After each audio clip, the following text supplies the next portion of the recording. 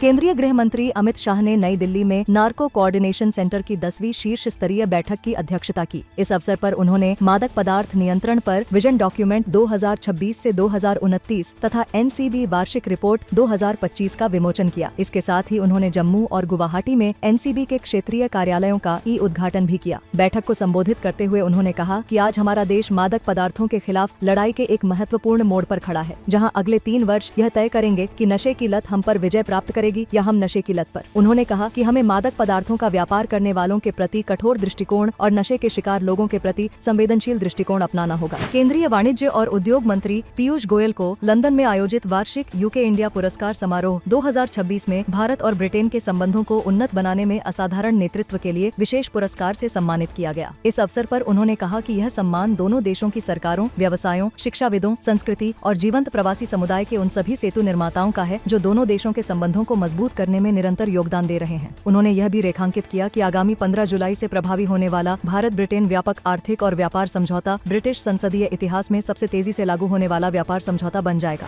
केंद्रीय विदेश मंत्री डॉक्टर एस जयशंकर ने नई दिल्ली में विभिन्न यूरोपीय देशों के पत्रकारों के एक समूह के साथ संवाद किया। संवाद के दौरान विदेश मंत्री ने भारत में हो रहे व्यापक परिवर्तन, वैश्विक परिदृश्य की वर्तमान अस्थिरता तथा भारत और यूरोप के बीच बढ़ते सामंजस्य पर अपने विचार साझा किए। उन्होंने विश्वास व्यक्त किया कि पत्रकारों की भारत यात्रा और यहाँ के अनुभव भारत के प्रति उनकी समझ को गहरा करेंगे तथा भारत यूरोप साझेदारी की संभावनाओं को बेहतर ढंग से समझने में सहायक होंगे। केंद्रीय शिक्षा मंत्री धर्मेंद्र प्रधान ने नई दिल्ली में भूटान की शिक्षा मंत्री यीजांगदे थापा से मुलाकात की। चर्चा का केंद्र शिक्षक प्रशिक्षण, कौशल विकास एवं रोजगार क्षमता, डिजिटल शिक्षा एवं आर्टिफिशियल इंटेलिजेंस, सतत पर्यटन, पारंपरिक चिकित्सा तथा समग्र स्वास्थ्य रहा। बैठक में इस बात पर बल दिया गया कि भारत भूटान साझेदारी भविष्य की साझा आकांक्षाओं और आध्यात्मिक संबंधों पर आधारित है। साथ ही शिक्षा, कौशल विकास और ज्ञान साझेदारी के क्षेत्र में दोनों देशों के सहयोग को और सुदृढ़ करने पर जोर दिया गया। केंद्रीय सामाजिक न्याय एवं अधिकारिता मंत्री डॉक्टर वीरेंद्र कुमार ने उत्तराखंड के हरिद्वार में मादक पदार्थ विरोधी जन जागरूकता कार्यक्रम का नेतृत्व किया। इस अवसर पर उन्होंने वहां उपस्थित लोगों को नशा मुक्ति की शपथ तथा गरिमापूर्ण वृद्धावस्था की शपथ दिलाई। इसके माध्यम से सरकार ने नशा मुक्त, समावेशी और संवेदनशील समाज के निर्माण के प्रति अपनी प्रतिबद्धता को एक बार फिर दोहराया। 17 जून से 26 जून 2026 तक आयोजित नशा मुक्त भारत सप्ताह के दौरान 1.31 करोड़ से अधिक नागरिकों ने विभिन्न जन जागरूकता एवं सामुदायिक जनभागीदारी कार्यक्रमों में हिस्सा लिया।